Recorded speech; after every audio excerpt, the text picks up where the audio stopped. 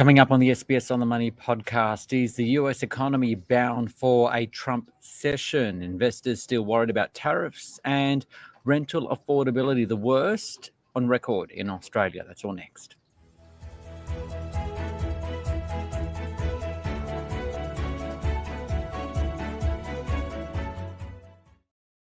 Hi everyone, it's your daily 10-minute business and finance news wrap for this Monday, the 10th of March 2025.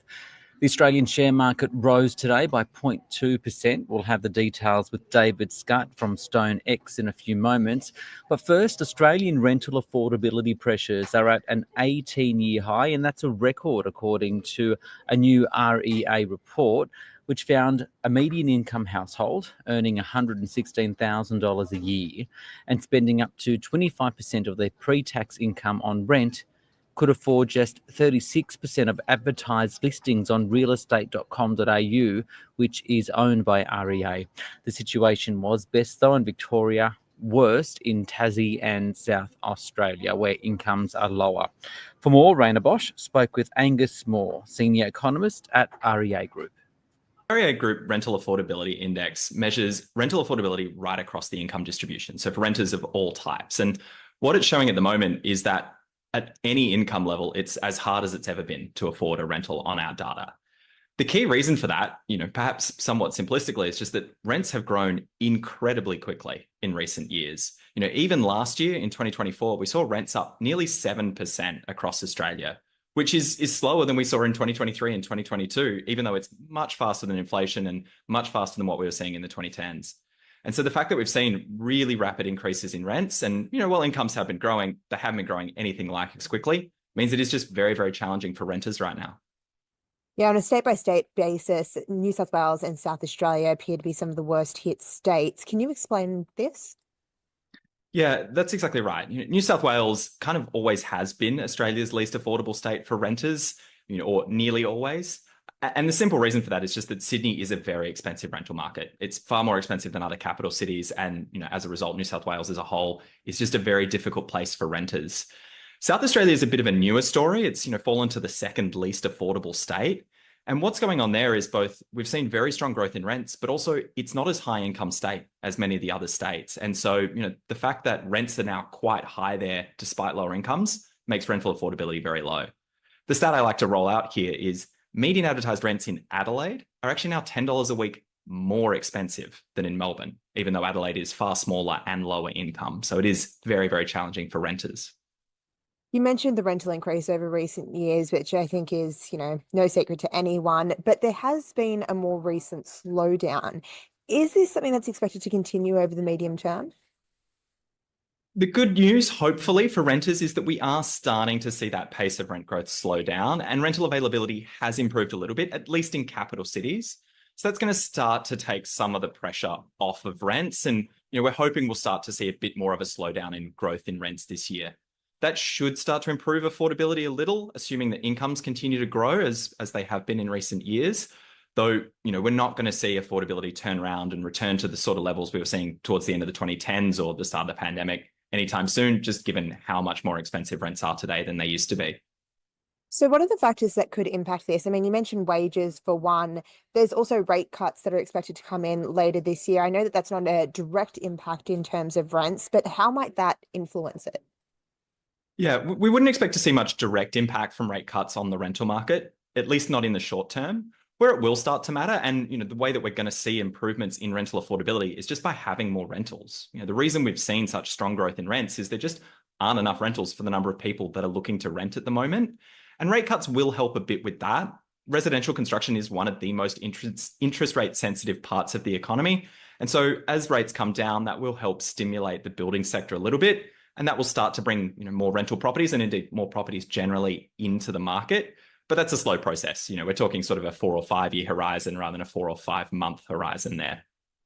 So what can be done about this? Obviously, we need construction to pick up somewhat, but are there government policies that could be introduced, things to maybe entice investors, creating more rentals?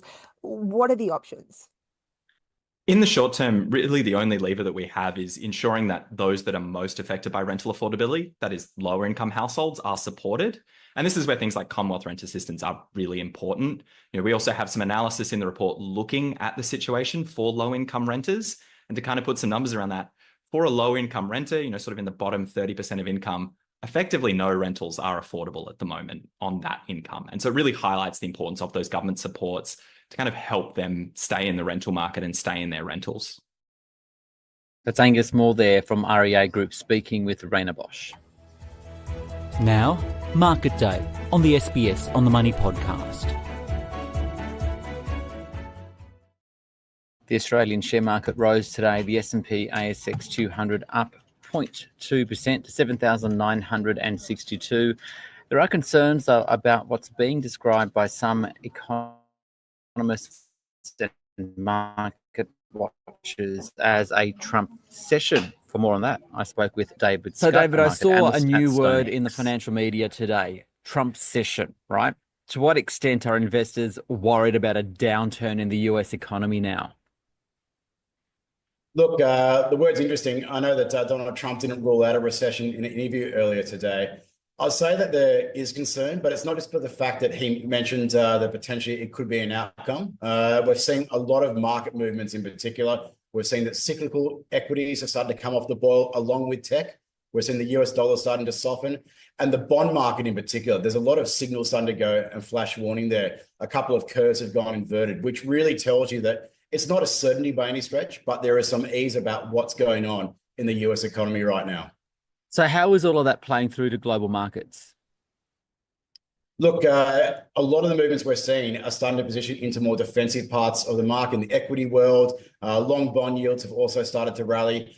You just look at some of the insights that we're seeing at the moment out of the United States. A lot of cost cutting is coming through. We know about DOGE and what they're trying to go and implement there. So markets are looking at that. They're looking at some of the economic data, which has clearly started to weaken. And now you can see the markets are just ever so slightly starting to go and price in that there's a meaningful risk that we might see at least a big deceleration, if not a recession. What about you as an investor? These changes that we're seeing, it almost seems like there's a shift of sentiment in the markets, right? Does it concern you? It doesn't concern me, but the one thing that is really coming through in conversations that I haven't even tried to keep up as an investor and a trader is particularly around the tariff policy, because I think it'd be okay if it was just known entity exactly what we're looking at here. But not only are we seeing changes on a weekly basis, we're seeing changes on an hourly basis at some times. Now, from a trader or investor perspective, that makes it very difficult. It creates a lot of volatility. But just imagine being a business owner in the United States, a household in the United States, and having to go and make decisions about this. That is why we're seeing markets edgy at the moment. It's a broader reflection of how people see what's going on.